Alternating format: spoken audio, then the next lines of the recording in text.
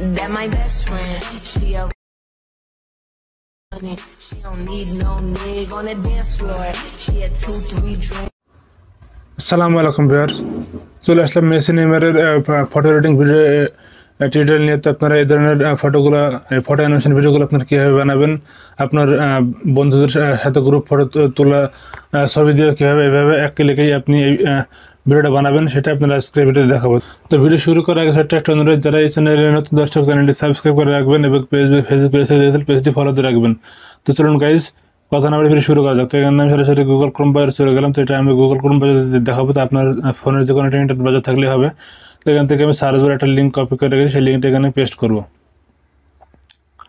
তো লিঙ্কটা পেস্ট করার পর এখান থেকে জাস্ট গোতে ক্লিক করে দেবো। তারপরে এখান থেকে সেই কাঙ্ক্ষিত টেমপ্লেটটা কিন্তু ওপেন হয়ে যাবে।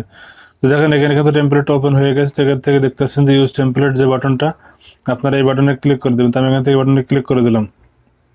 তারপরে এখান থেকে আমাকে টিকটকের মধ্যে একটা পেজে নিয়ে চলে যাবে।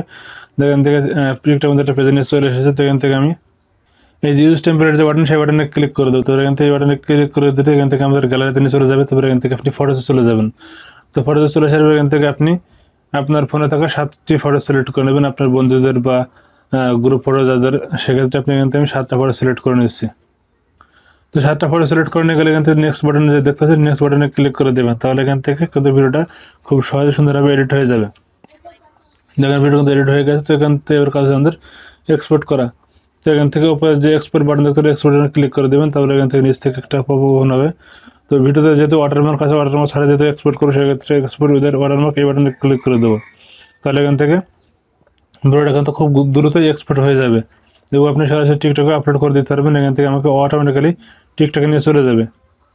তো এখান থেকে দেখেন আমাকে সরাসরি কিন্তু টিকটকে নিয়ে চলে এসেছে। তো আপনি যদি চান যে সরাসরি আপলোড করে দেবেন, সেক্ষেত্রেও করতে পারবেন। আপনার আপলোড না আসার পরে আপলোড করেন, সেক্ষেত্রে জাস্ট আপনার ব্যাকে চলে আসবেন।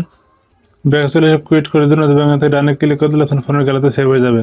আর টেমপ্লেটের লিঙ্কটা আমি ভিডিও ডিসক্রিপশনে দিয়ে দেবো, সেখান থেকে আপনারা সরাসরি লিঙ্কে ক্লিক করেও কিন্তু ভিডিওটা এডিট করতে পারবেন। তো এই ছিল আজকের ভিডিও। আশা করি ভিডিও দেখে আপনি শিখতে পারছেন। যদি শিখতে পারেন তো ভিডিওটা লাইক দেবেন। ভিডিওটা দেখার জন্য ধন্যবাদ সবাইকে।